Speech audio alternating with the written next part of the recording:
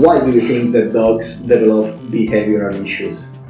Why do people develop behavioral issues? First of all, you have to understand that what does your dog need? Find some kind of exercises when your dog is put to this position that he actually has to figure out himself what to do. I just tell people, please don't put food in the bowl for your dogs, because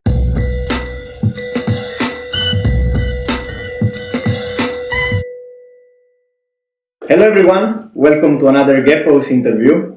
We are here with Meril. It's a pleasure to have her here. hello, I'm Meril, I'm from Estonia. I have been training dogs for as long as I remember myself. So for the last 17 years, I started very early. I started training my own dog when I was 9 years old. 9 years old? Yes, so I started very early. It's like you and your dog trained yourself together, No, right? no. My dog trained me. That was the first experience. And well, I mean, they keep training us all the time. It's not that one day you're a specialist and then no dog can teach you anything. No. It's a learning process of two ways in the end. And yes, for the last 4 or 5 years, I'm here in Catalonia. And now training dogs also in Catalan. It's really difficult to speak Catalan, and she can speak that as well, so congrats. And are you enjoying Spain, Catalonia? Yes, I mean in general I'm very happy about the relation that people have here with their animals in general. They're much more social than they tend to be in Estonia, and well, this is in fact this is giving like much better base for any relationship in between people and also in between the people and their animals. So in the end, it's much more relaxed. They let their dogs to interact more with other dogs. They interact more with other dogs themselves, and this way we end up with less conflicts in the end. Why did you decide to train dogs? Well, let's say that this was something that grew into me that when I was a little child, and we happened to have family friends, that one person from this family, he's called Ivo Oblikas, and he happened to be the best of a dog trainer in Estonia, and it was just a coincidence. And I was admired by the way how he communicated with animals, and I somehow grew into this world. And yes, then at some point it became as a natural part to attend his classes, to see, and he was super happy that I was so curious about dog training. And then he was doing mentoring basically to me, that after the trainings I stayed longer there, and we were just analyzing the trainings, and he was commenting that what happened, why it happened, why we acted like this, why not. And I was going there without the dog. I was just going to see, and I was super obsessed. I remember we were doing the trainings in the winter. It was like snowing and super cold, and I couldn't feel my fingers, my body, anything. And I was there because I couldn't even write down the comments because my fingers weren't moving. And I remember that I was making voice clips to my phone to remember some comments about the training because I was like passionate about it, but I didn't have any other option. So I was like super amazed with all his work.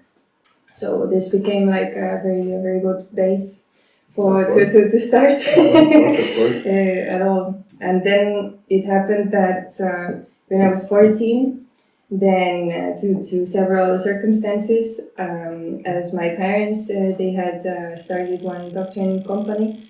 And I was going to the classes to this company before, and it happened that one day the coach couldn't give trainings anymore, and then my family needed to save the club, and then I became the coach to the same group that I was a trainee before. So it was a complete shock, and I was 14. So I was tall, like I am at the moment, so people didn't think that I'm 14, but I knew that I was 14, so I was freaking out. You feel that? So yes, it was like a shock therapy, and the idea was just to finish the month, to just not collapse in the middle of the month, and to finish.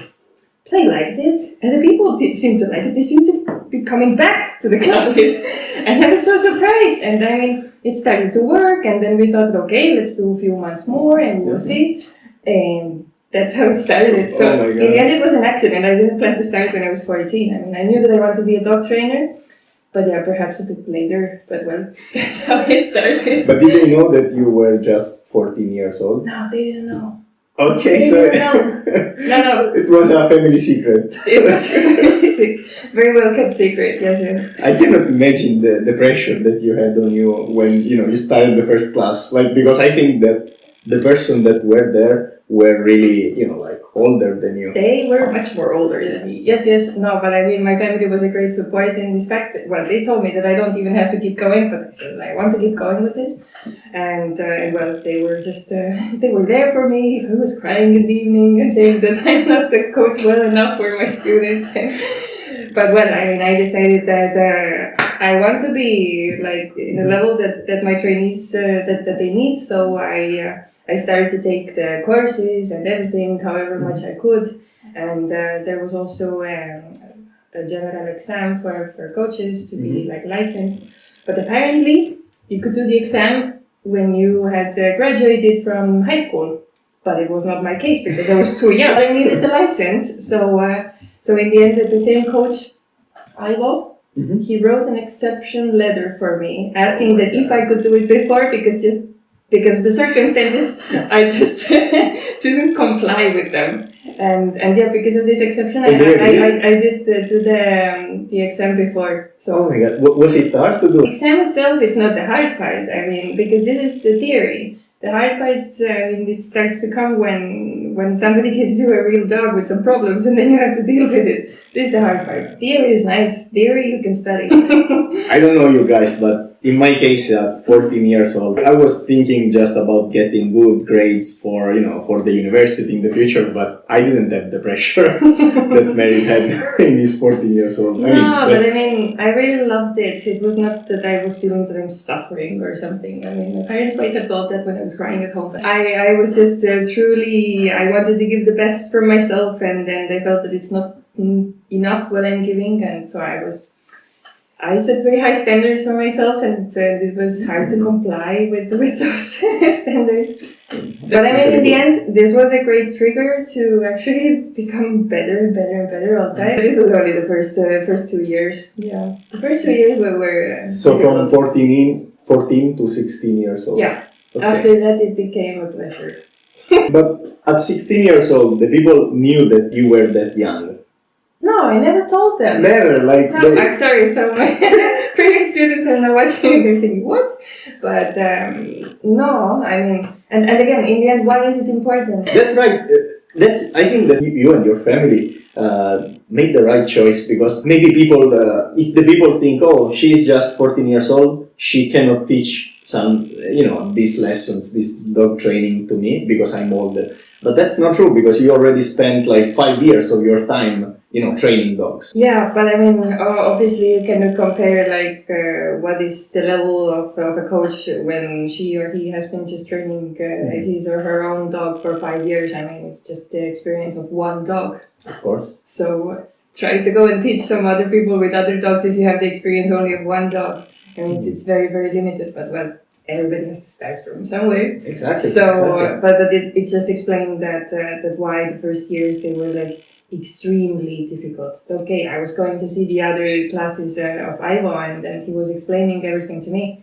But yeah, I mean, this was more real life experience, but for me it was still more like theory. I did not have to come up with those ideas, how to solve the situations, but he was explaining to me that why this, why that, and so on. So, are you still in contact with him?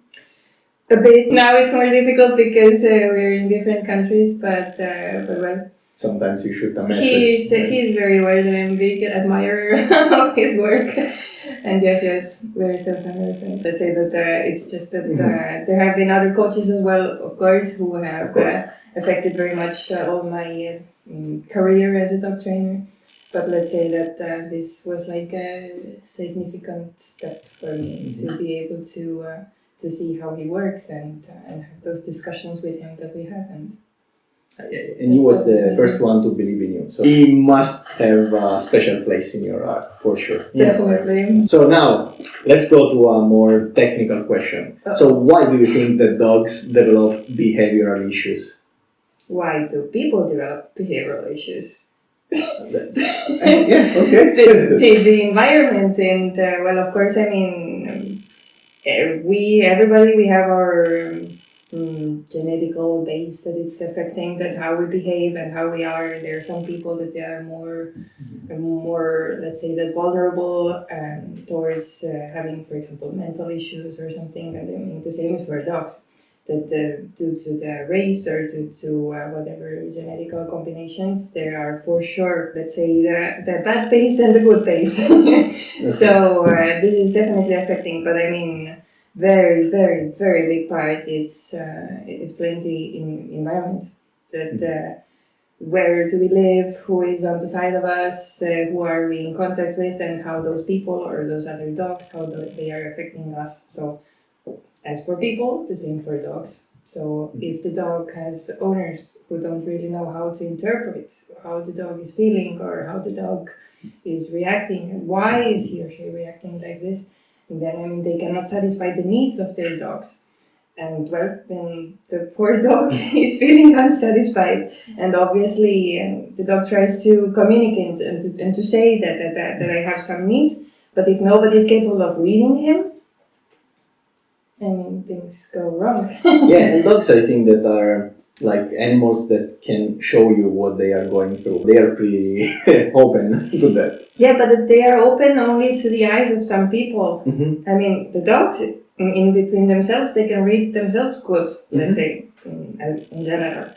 But people, I mean, let's say that this is something that is called intuition, that how you understand this dog, that there can be a dog that is not feeling good, and maybe you see it, but I cannot see it. For me, the dog is just, being calm there, and you will see and say that, oh, the dog is really stressed.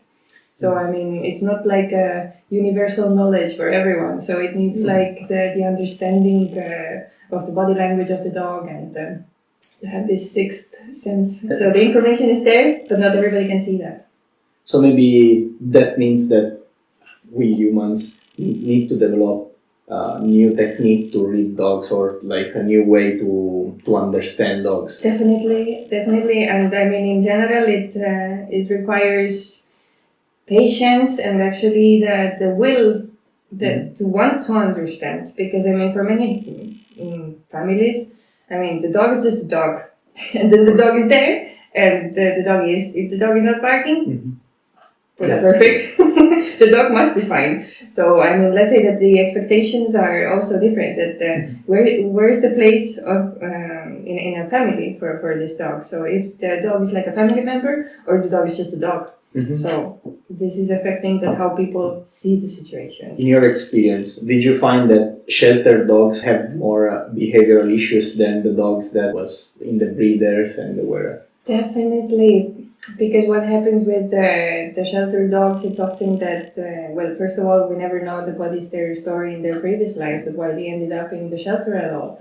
So there can be, and there are very dramatical stories behind all of those things, and usually the thing is that they have been lacking in love. They didn't have this love and the support and those hugs and those kisses that they needed, and then they had to be super independent and solve all their problems by their own, and nobody was there to help them, and nobody was showing how to communicate. And because one way is how the dogs interact in between themselves, like if they were in nature, what is typical for them. But there's another concept that we have been bringing dogs to our society, and we expect them to behave somewhat appropriately for us.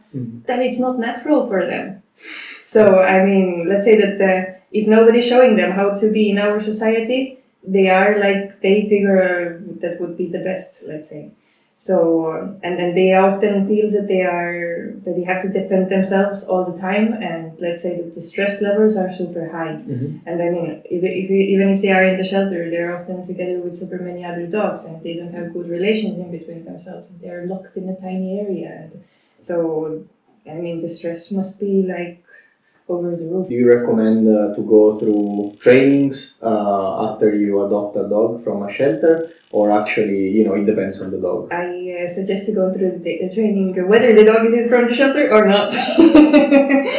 So, no, because I mean, the person needs to be prepared. I mean, from the perspective of the dog, I mean, obviously, I mean, every dog should be allowed to have an owner who is prepared. Mm-hmm. But it's just that the owners that they are taking, well, the people that are taking the dogs from the shelter, they require like higher level of knowledge, let's say. So that definitely it would be super, super important. But I always suggest, I very much promote the fact to people that they would take the dogs from the shelters and everything. But also, I want people to be aware that that there is a risk. It's not like a nice concept that you just go and take a dog from the shelter and then live happily ever after.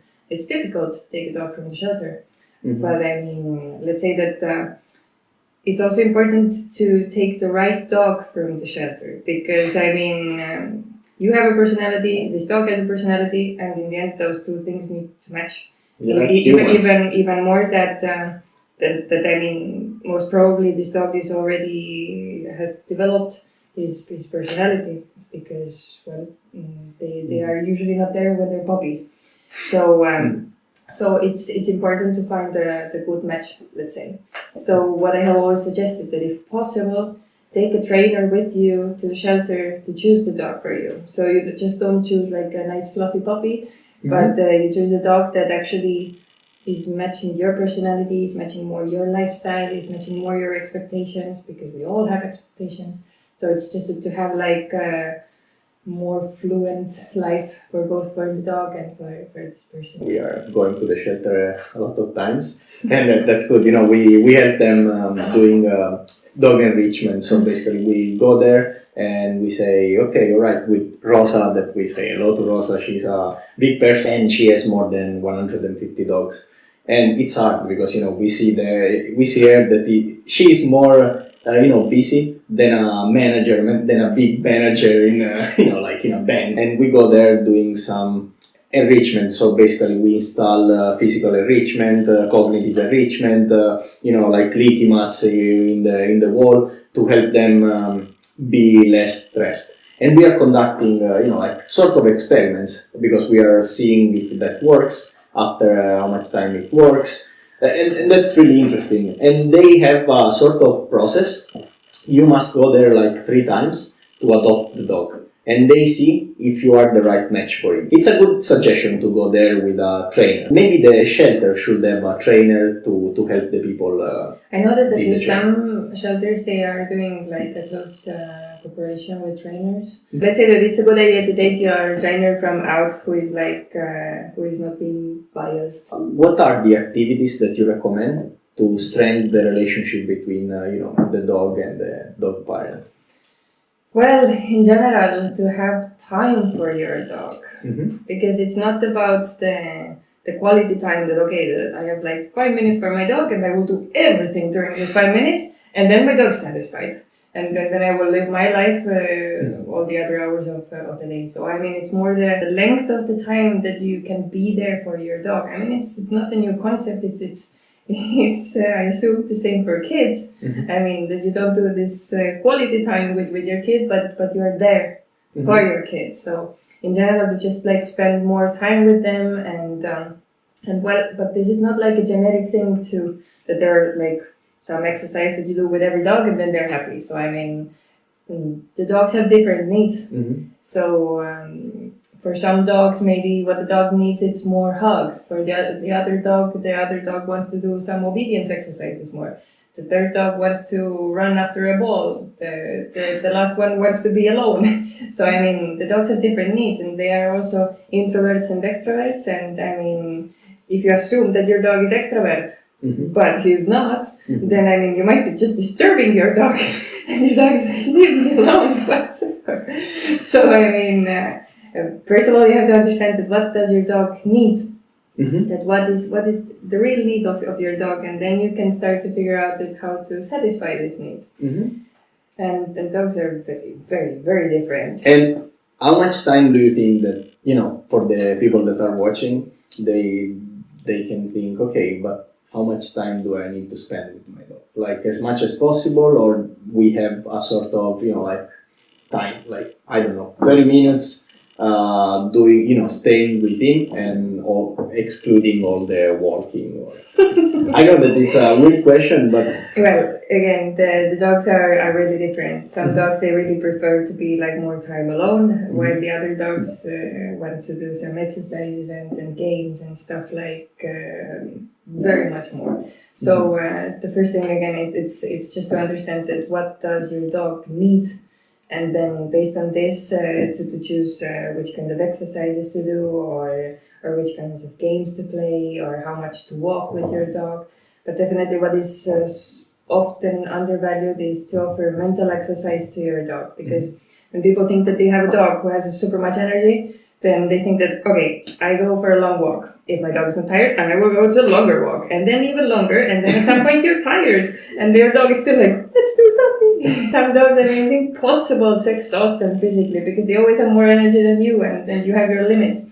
So like border collie, right? For example. So let's say that a very good alternative is, well, not an alternative, but a complement. It's to do mental exercises, to offer something to your dog that your dog actually needs to think, because you can never compare if you have been, like, for example, walking 1 hour into nature, or you have been doing 1 hour some math exercises. I mean, you yourself will be probably dead after the math exercises, while after 1 hour walk, maybe you would want to do more.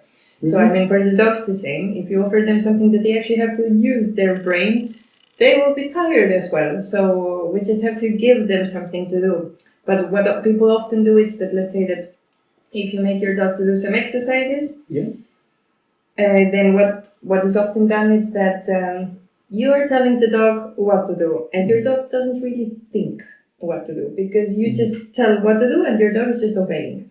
So those kind of exercises don't always exhaust your dog too much, because your dog is not thinking too much. Your dog is just obeying. So let's say that it would be important and interesting to find some kind of exercises when your dog is put to this position that he actually has to figure out himself what to do.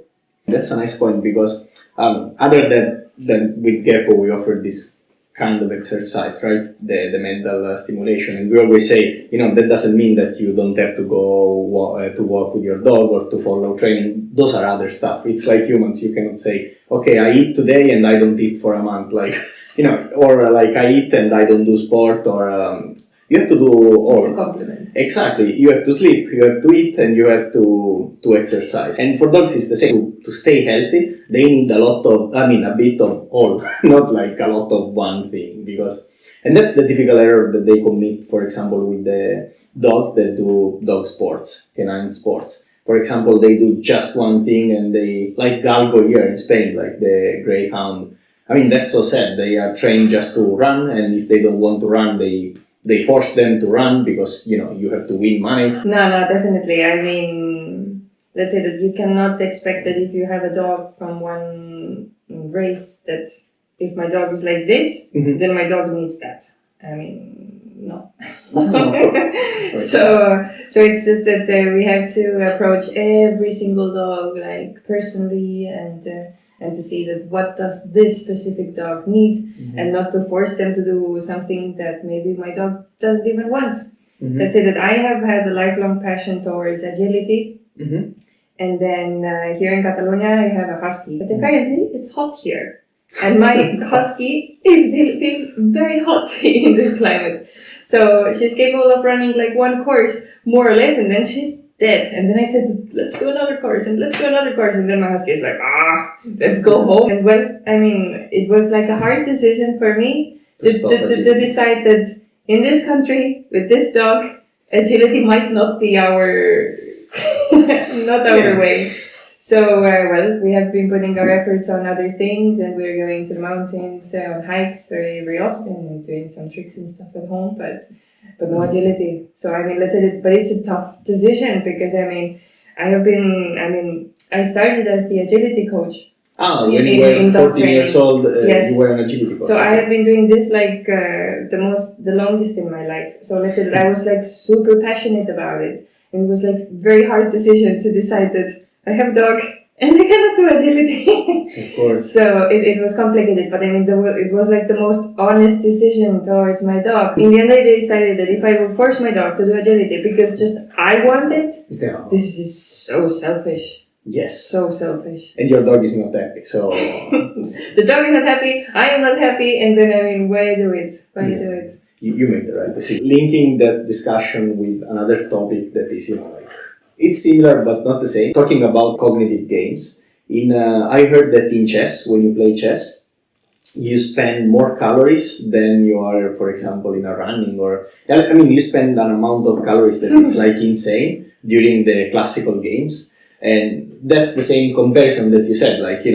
dogs, when they are focused on solve a problem, anything that is a problem for them, they spend more, they will be more tired sometimes than walking, for example. I mean, it's complementary, as you said. It's not like, oh, I do that or that. No, both. But that's interesting. Definitely, no, I mean, it's very interesting topic, and I mean, that's why, in general, I will go towards agility once again. That's why agility is so amazing, that it is combining two things, actually. Mm-hmm. That both the physical exercise and the mental exercise. The dog actually has to think there on the course, and they have to make a lot of decisions. So I mean, the dogs are usually really tired after the classes of agility. So that's why the owners are also very happy that they come to the class maybe only for like 30 minutes or 1 hour, 30 minutes usually. And the dog is like sleeping for like hours, if not days. So I mean, they have like calm dog at home because it was the combination of both things. Mm-hmm. So yeah. And that can be one of the reasons why dogs do, have behavioral issues. Probably because they don't have enough things to do outside, or so they invent things to do at home. For example, okay, I'll break that. Definitely, because I mean, they have too much energy and they have to put it somewhere. You cannot, I mean, by the law of energy, I mean, the energy cannot just disappear. Yeah. So it can just form to another stage, let's say. So I mean, if the dog has very much energy, whereas the dog is putting the energy mechanically towards some direction, destroying your maybe it was the furniture. So let's say that if you don't tell your dog where to channel this energy, the dog will choose it by himself. So, you cannot blame your dog because you just didn't tell him where to put it, and the energy was there. It had to go somewhere. So, yeah, and you cannot punish your dog for having this energy because, I mean, the energy was already there. So, that's true. Before that, contact a coach because there are multiple reasons that can be behind that. Do you know what is the dog enrichment? Have you used it in your activities? Every dog owner has been using dog enrichment activities. Basically, I assume that if you analyze your dog, trying to understand what your dog needs, and then you try to offer it, you're actually doing this. Exactly. Instead to put the food in the bowl, maybe you put the food, like in a snaffle mat or in a, I don't know, just throwing it, in your home, so he has to use his nose to understand where it is. I mean, those are simple stuff to do. We were talking with Marco Chiaro, another interviewer here, and he was saying that it's the same comparison of if you go to the supermarket, you look for the food, you buy the food with the money that you worked, right? You enjoy more what you are eating because, you did all the exercises before. Where was he from? Italy. Yeah, there is a big difference. I'm from Estonia. I don't really enjoy shopping. Yes, but I mean, I'm glad that it works for him. So, but again, I mean, you can see that the people are different and dogs for sure are different. So I mean, what works for one might not work for the other. Yeah, it's like a game. Otherwise, you just eat it from the bowl and nothing happens there. But if it's like thrown around in the apartment, then it's actually a game to see that where it is. If it's not, and then I mean, you offer some kind of activity, and I mean, who wouldn't like to play? And even more if somebody gives you food after that. I mean, it's amazing. I would play this game. So I mean, of course, you offer some activity that it's fun. Mm-hmm. So because the alternative is super boring. Mm-hmm. So I just tell people, please don't put food in the bowl for your dogs because all the treats that you put in the bowl, they're lost treats. You could have used it for training your dog to do something, to offer at least a game for your dog. Yeah, and they enjoy more that than. And I don't think you need to contact a trainer to do that. Actually, every dog enjoys probably. I assume people can throw the treats without any guidance. Or if you have, for example, not the dry food, but you have wet food, you can do, for example, the licky mat. So you can have like a plate and they need to lick it and not just, eating from the bowl. So yeah. Or, you can put like the food into tiny bowls and hide it in the apartment. So instead of throwing all the apartment full of some wet food. So yeah. No, there are multiple ideas. The creativity doesn't have limits. Have you ever done some scent games, like where dogs needs to use their nose, like activities like that? Yeah, I've been doing some games with different poles like this. That I have been touching only one pole. That the other poles were without my scent, and one was the one that was with. And then trying to make the dog to distinguish to find the right pole. Let's say so. Yeah. Was it hard to train the dog to reach this level? I mean, to be able to do that? Well, let's say that it depends on the dog now. That at first I tried to do it with my second dog, who is a setter, and well, I really love my dog Sunny, but she has not been blessed with too much in between 2 years, and let's say. Dogs are different. I mean, I cannot blame her that she was not the sharpest in this exercise, but she was definitely enjoying the process. So, and this is the important part. This is in the end why we're doing those things, no? So yeah, it depends on the dog. My current dogs here in Barcelona, and with them it's easier to do those games to actually make them to understand to go to one specific thing that has my scent. And you have 2 dogs, you said, right? A husky and a setter. No, the setter was in Estonia. So now the ones that I have in Barcelona, it's a husky and a border collie. Okay, so 2 dogs with a lot of energy. And I have a cat who is, for sure, he's thinking that he's also a dog because he grew up with dogs and he's doing also the exercises with us and behaving more like a dog than a cat. So it's like, I almost have 3 dogs. Yeah, they are funny. Like, when we were recording some video, to show some games, a cat in the house was was really curious of what we were doing, and he started to play, he started to do stuff, and we said, okay, like what's happening? And one comment just about cats, for example, it's that it is assumed that cats don't want to work or that they don't want to collaborate or that they don't want to interact that much as dogs, and then people just take cats and then the cats are there. They just are doing their thing, and they say that cats are that independent and they, they're just there. And then the cats have problems and the cats don't come to you when you're calling because you have never been training them. I mean, why don't you train them? Train them like your dogs. Train them like your child. Just interact with your animal. If you do something fun together, I'm sure that your cat will like to do some cooperation with you. So my cat doesn't even know that it's an option to cooperate with me because it's our normality. But can you use the same principle of dog training with cats? Yeah, I'm using the same principle with dogs, cats, people. I mean, you name it. It's something super general. I mean, it's a respectful approach towards any people, person, dog, cat alive. So yes, you just respect. You can understand that what the other person or the dog or cat needs or wants. This is something that you can use to motivate this alive being, and the contrary is the negative thing. So in the end, the concept is super easy. For example, if your cat wants attention, your cat behaves badly. The worst thing what you can offer your cat at the moment is to take away the attention. So to separate your cat from the society. So you don't have to punish or think what is the big punishment, but it's simple. What your dog or cat needs in this moment, it's the most positive thing that you can offer, and the opposite is the most negative.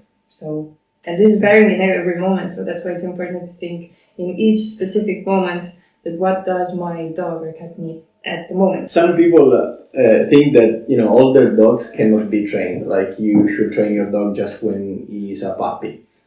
What do you think about that? How easy it's to train your grandfather? He's up there. They can be stubborn and they have their understanding how the world works, no?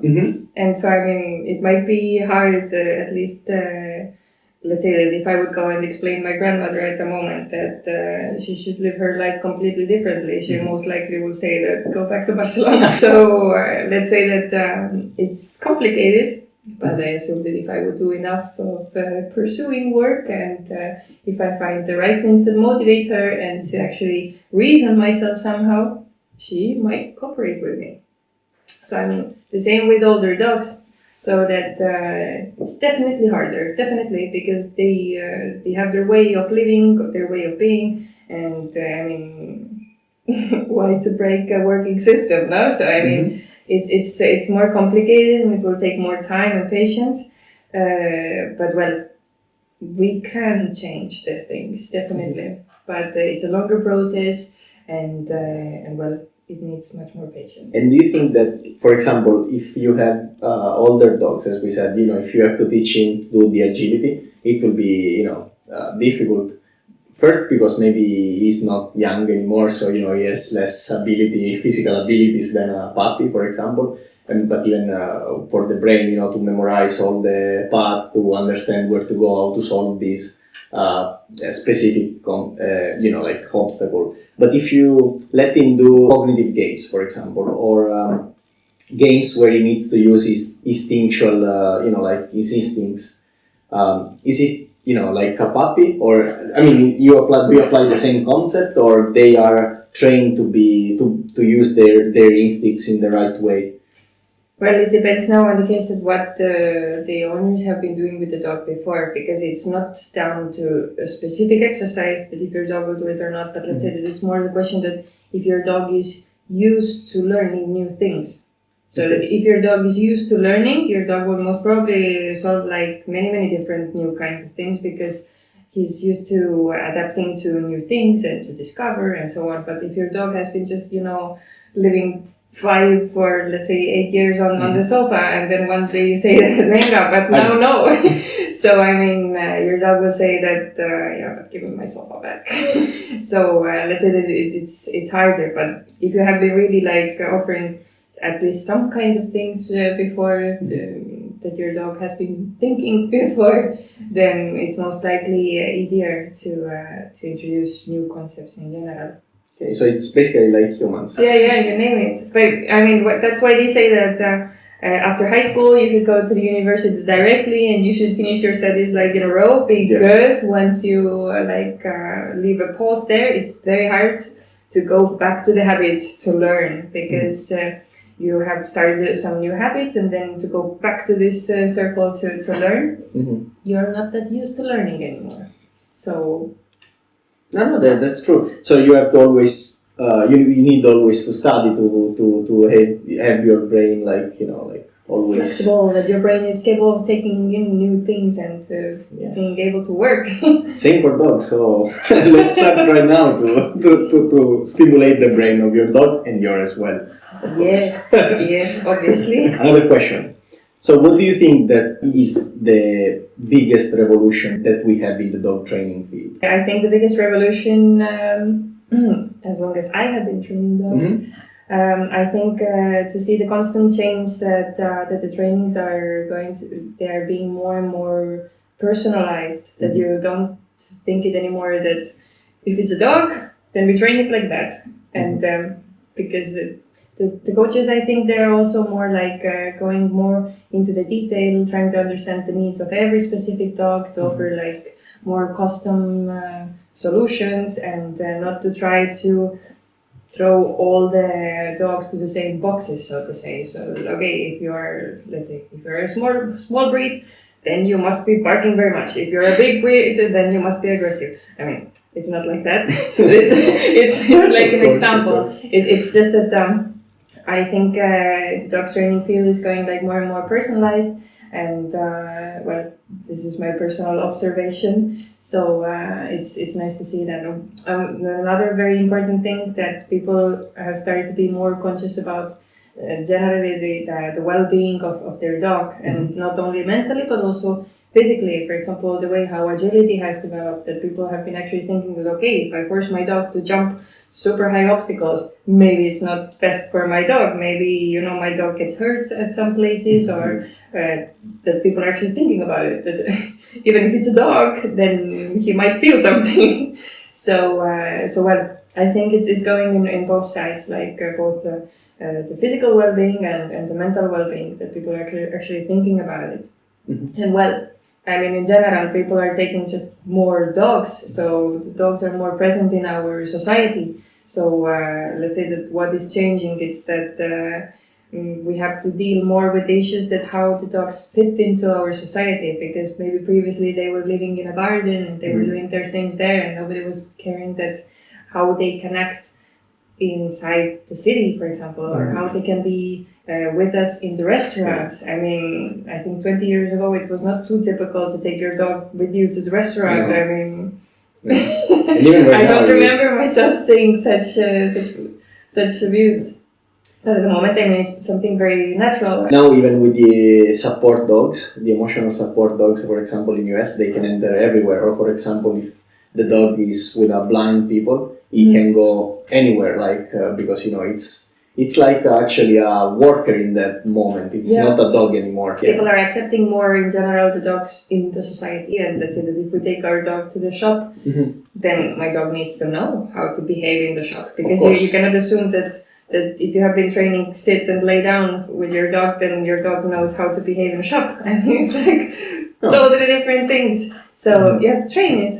And you cannot assume that your dog knows how to be there in the middle of all the clothes, and how not to play with it, and how not to pee on it, or how, I mean, there are very many aspects, and this should be taken as an exercise. The most satisfying experience that you had training a dog, like what was the one that you remember? Most satisfying. Oh, I know. Yes. My first training in Catalonia in Catalan. I was super proud of myself that the person actually understood me and was happy and came back for the second class. Okay. I mean, it sounds silly, but honestly, I mean, if you try to give a class, or whatever class in a new language, and I was struggling very much with Catalan, and then actually to be able to give a class in this, I mean, to transmit your passion. I mean, this is a big thing, to actually be like in a new concept, in a new cultural space, and it was a small child. His name was Pau. Okay. And I mean, it was an amazing experience. This kid loved the classes, and we were doing the classes for many months, and it was amazing. We were doing agility, and the child was happy, the dog was happy, the parents were happy, I was happy. I mean, it was like it was an easy class. They didn't have any problems. It was just agility. And the expectation from this family was just to, you know, that the kid could do something fun together with the dog. So I mean, the ambient was easy, but let's say for me it was like a huge milestone to just do it in Catalan. When you train a dog in another language, because you can train in Spanish, in English, in Estonian, in Catalan, so you have many languages that you can do your lessons. Like the commands that you teach to the dog are in the native language, or are in like a sort of like always English for you?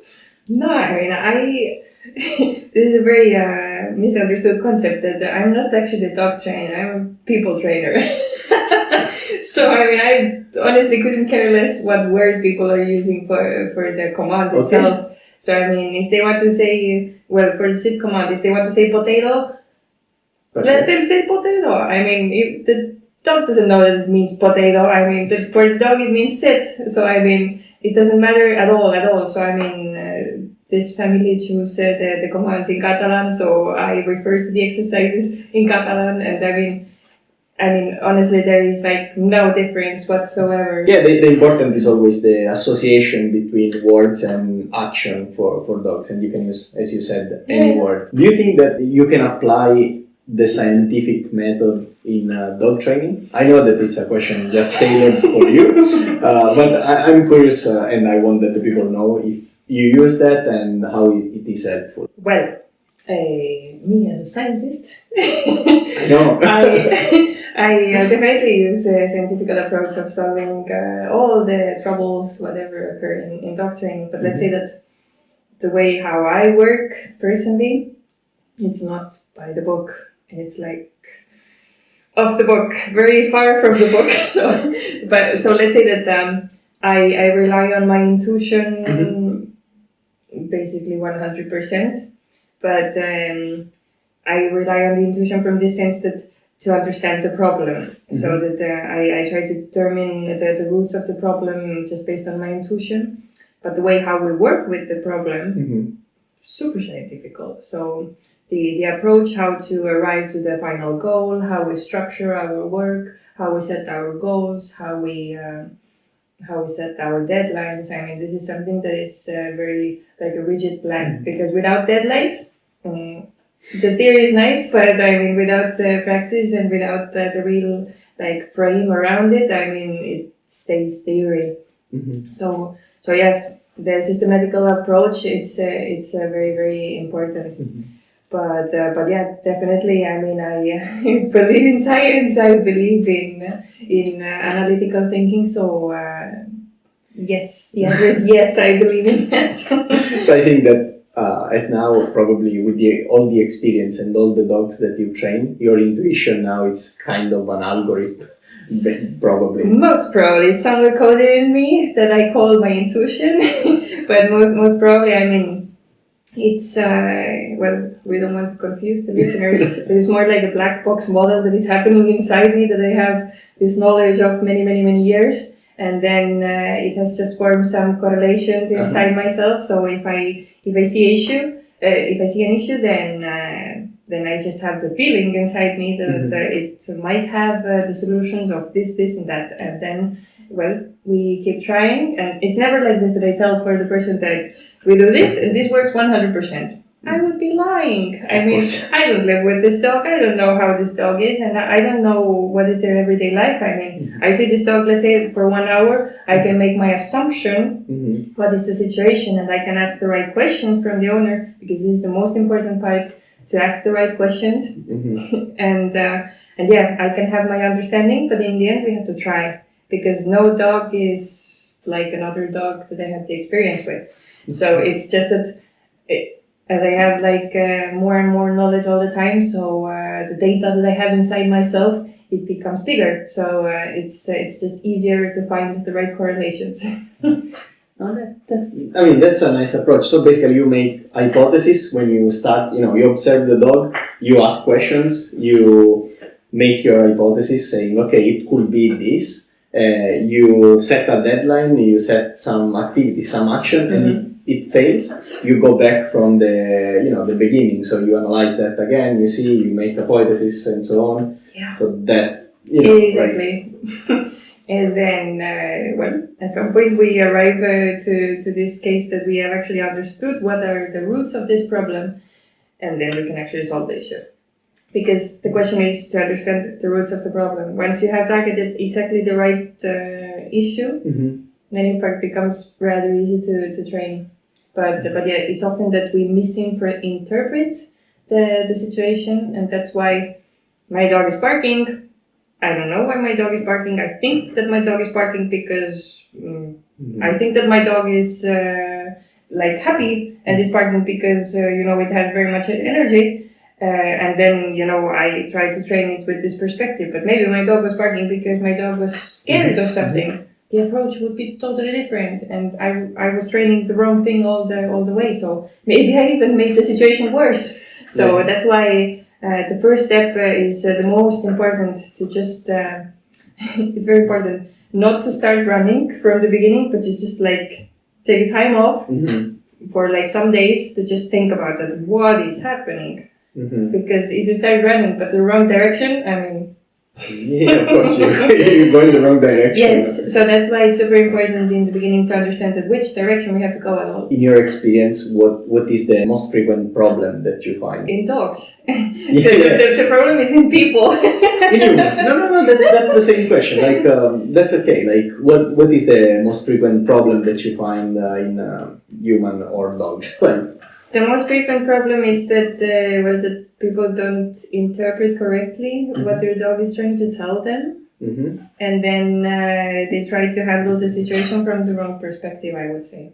The second thing is that what is the most common thing, I assume it's that people are not capable of introducing some domestic boundaries for their dogs, so that the dog doesn't really know what is allowed, what is not allowed, and that the dog does everything at home because nobody has been ever telling that it's wrong, and that the people are just wondering why my dog is doing all of those things because you have not been telling your dog not to do those things. So let's say that I think those are the most frequent things that I find. So, but yeah, it's always people, eh? And dogs are amazing, honestly. Last question. What do you think that humans can learn from dogs? Everything. To be present, to live in the moment. This is like, I think this is the most important thing that we should learn from them, and because they're paying attention to the things. We're multitasking, we're doing whatever things at the same time, and then our dog is just, with us. He's just there. I mean, he cannot go to his smartphone. Do some. I mean, I'm just saying that your dog is there for you, and then your dog is like paying attention to the things that are actually happening around, while you might be thinking of millions of different things and going crazy at the same time. It's true. They are always They're there with you. satisfied with less things. I mean, we are thinking that we are ambitious and we are greedy and we want like many things, but the dogs, they just want you to be there. Yeah. And I mean, they don't need much. They don't need money. They don't need. I mean, just be there for your dog, and he's happy. Right. And well, the other thing that I mean, of course, it's like super important that I mean, they're honest. You can see that their emotions and their behavior and how they are. This is how they are. It's not that they, want to show you something, and then like people that you don't really know that if this person is telling you the truth or not. The dogs are always telling you the truth. And I mean, there's something honestly, this is something that we have a lot to learn from them. It's just like a simpler lifestyle that they have that in the end it's admirable. And to satisfy with less and to actually know what you need for happiness. You don't need much. Thank you, guys. Thank you, Meril, to be with us here and to be present. So it was a pleasure. If you have a few words that you want to tell to the viewer, you have your time. I really recommend you to be present there for your dog, to actually spend a lot of time together with your dog and to actually take some minutes, some hours to understand that what does your dog need, because this is not like a universal truth. And just try to see, maybe your dog is extrovert, maybe your dog is introvert, Right. maybe your dog doesn't want that much attention, maybe he needs more, so try to observe. Cool. Thank you, guys.